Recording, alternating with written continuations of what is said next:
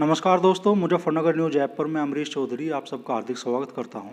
आज हमें मुजफ्फरनगर ज़िले की गांव पंचायत फुगाना में यहां से मौजूदा ग्राम प्रधान जितेंद्र मलिक जी पूरे ज़िले में एक तरीके से विकास की मिसाल बन चुके हैं। ये पंचायत 2 बार राष्ट्रीय स्तर पर पुरस्कार हासिल कर चुकी है।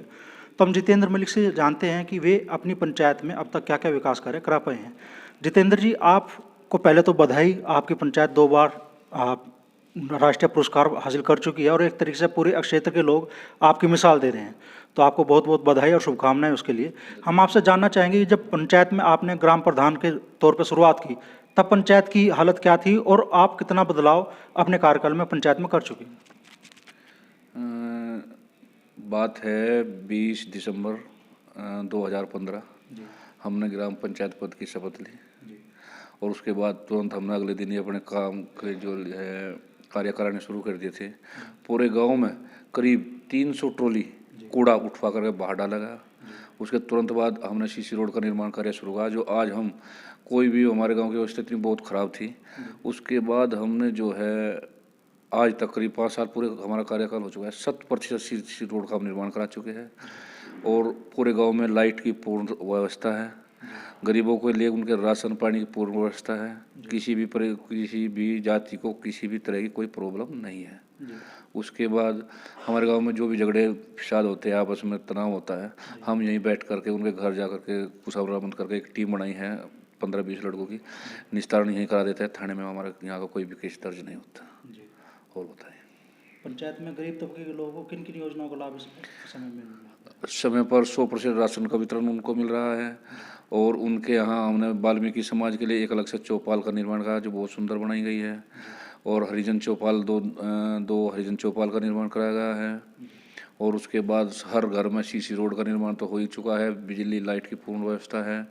और उनके यहाँ 350 वृद्धा विकलांग और विधवा पेंशन हमने उनको देने का काम किया। करीब 550 सिलेंडर जो है जो प्रधानमंत्री द्वारा दिए गए थे फ्री में, हमारे गांव को सबसे ज़्यादा करीब 550 सिलेंडर वितरण कराया गया, दिलवाई गई गरीबों को। उसके बाद एक बार हमने कैंप लगा था मुजफ्फरनगर डॉक्टर संजीव बालियान जी के उस सौजन्य से, उसमें हमने सभी विकलांग भाइयों को 600 ट्राईसाइकिल दिलवाई है और 26 साइकिलें दिलवाई गई और अनेकों उनके लिए हम कुछ ना कुछ जो भी आते हैं उनको कोई भी हमारे यहाँ परेशानी नहीं है, उनके लिए पूर्णतः हम समर्पित हैं और वे हमारे ऊपर भी समर्पित हैं। इस विकास कार्य को करने में हमारे पूरे गांव का पूरा सहयोग मिला। हमें कहीं में हमें कोई अड़चन नहीं आई, सब ने पूरा सहयोग किया, इसीलिए हमें इतना काम कराने का मौका मिला और हमारी पंचायत को पुरस्कृत किया। पंचायत के विकास में आपको आपका क्षेत्र के जो जनप्रतिनिधि हैं, केंद्रीय मंत्री संजीव बालियान जी, विधायक उमेश मलिक जी और जो जनप्रतिनिधि है, ब्लॉक प्रमुख, जिला पंचायत मेंबर, उनका कितना सहयोग मिलता है? जिला पंचायत मेंबर के तो हमारे यहाँ कोई योगदान नहीं है, ना वो कुछ काम कर पाए। वे अपने अलग सी कुछ इस तरह की थोड़ी रखते हैं। बाकी डॉक्टर संजीव बालियान जी, उमेश मलिक जी का काफ़ी सहयोग रहा, जो भी काम उन्होंने उनको बताया आज तक उन्होंने कोई काम को मना नहीं किया। उससे पहले सपा की सरकार थी करीब 1.5 साल के करीब, उसमें हमने सहयोग क्या नाम मंत्री वीरेंद्र सिंह है, उन्होंने भी हमारे यहाँ काफ़ी सहयोग किया और ये विकास कार्य में अहम भूमिका निभाई।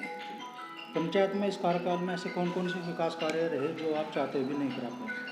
बस करीब करीब हमने जो भी चाहा हमारा काम तो पूर्णतः हो गया है। एक इंटर कॉलेज की हमारी मंशा थी जिसमें हमने पूरा प्रयास किया।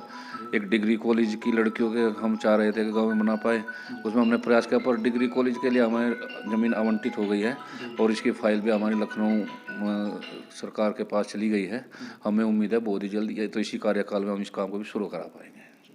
कोई और विशेष बात आप बताना चाहेंगे पंचायत? इस बात तो यह है कि पूरे गांव का सहयोग रहा, पूरा तो रहा, उस क्षेत्र का भी सहयोग मिला और हमें अपनी खुशी है कि हमें पुरस्कृत हुई हमारी ग्राम पंचायत, और इससे बड़ी खुशी की बात क्या हो सकती है। पूरे मंडल में ही जो है पूरे भारत का उत्तर प्रदेश में हमारी पंचायत 6ठे नंबर पर रही, एक बार 5वें नंबर पर रही। उत्तर प्रदेश सरकार के जो हैं करीब पूरे भारत के 237 प्रतिनिधि चुने गए थे, जिसमें से हमारा भी नाम था। तो इससे बड़ा और सौभाग्य हमारे लिए क्या हो सकता है, उस गांव के लिए क्या, क्षेत्र के लिए क्या सौभाग्य हो सकता है। तो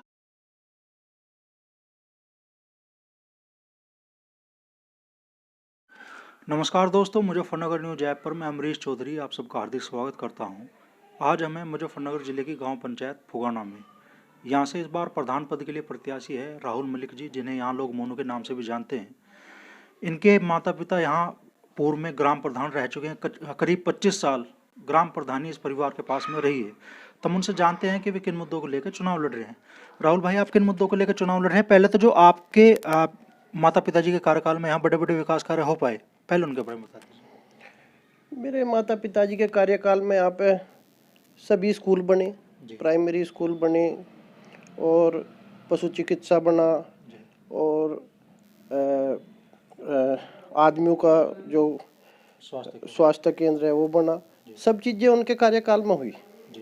उससे बाद में योजनाएं ज़्यादा आती गई। उससे बाद में यहाँ पूर्व प्रधान जी थे हरपाल जी, सब ने मिलकर टंकी भी आई और स्वास्थ्य केंद्र भी बना, फिर बड़ा। तो ये चीज़ें हुई, सब चीज़ें।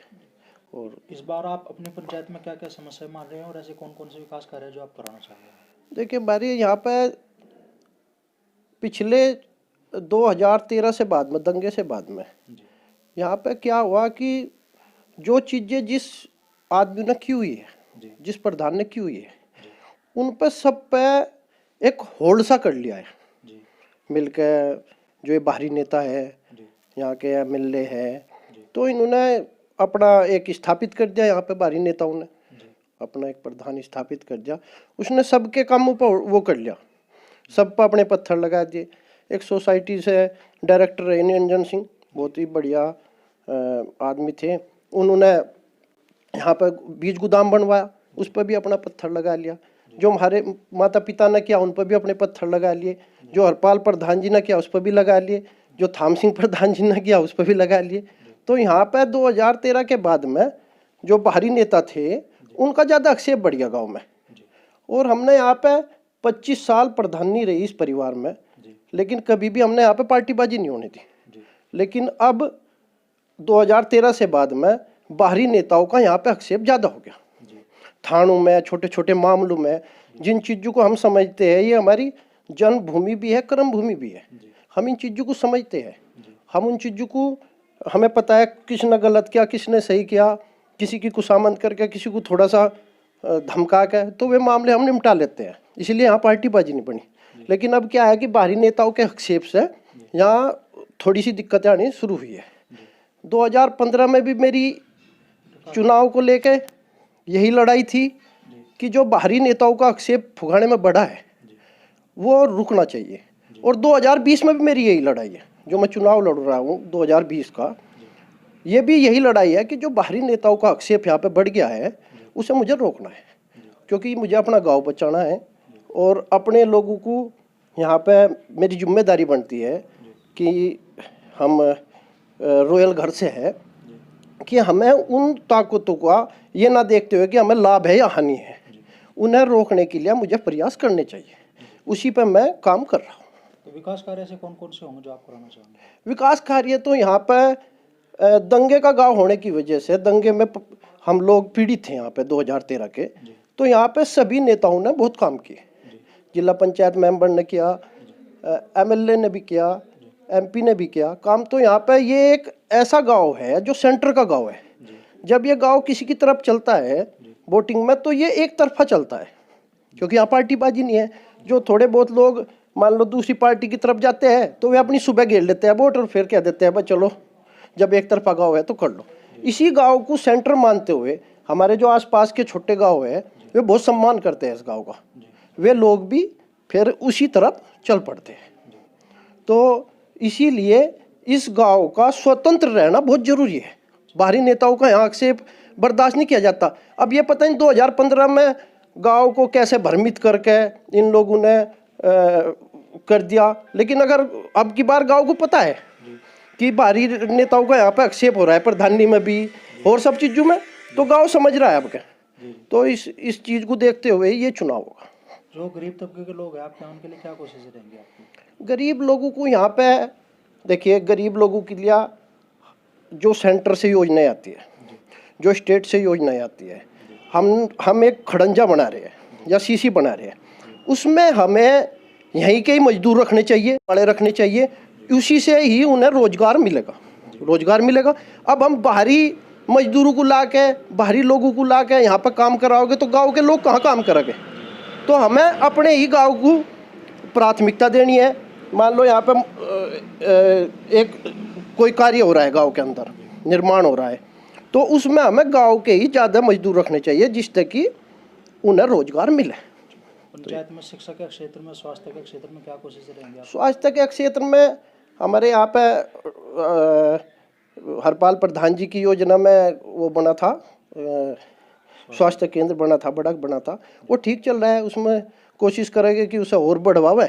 और पशु चिकित्सा का थोड़ा जर्जर हालत हो रही है, उसका प्रयास करेंगे कि उसे दोबारा से उसका निर्माण किया जाए।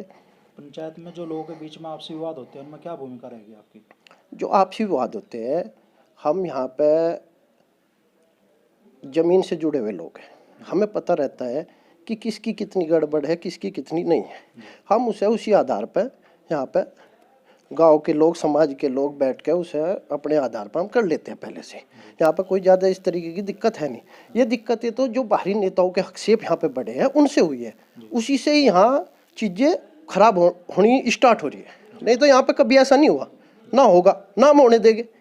तो ये कोई और विशेष बात आप बताना चाहिए? बस विशेष बात तो यही है कि बस गांव में जो कोरोना का टाइम था वो उसमें कोई यहाँ पे हुआ नहीं। एक लेडीज हुई थी, लेकिन वो भी बाहर से आई थी, मतलब दिल्ली अपने मायके में गई हुई थी, वो भी कंट्रोल हो गया था। और कोरोना में जितना मुझसे हो सका था गरीब लोगों के लिए मैंने किया, वो गरीब लोगों को पता है। मैं उसमें इनके बाहर से आए उनका चेकअप कराना, पता करना, उनके साथ घूमना, उनको घर में वहाँ पे रखना, और उस टाइम जो भी बीमार हुए उन्हें मेरठ तक पहुँचाना, जितना मैं कर सकता था मैंने उसमें योगदान अपना दिया मानवता के नाते।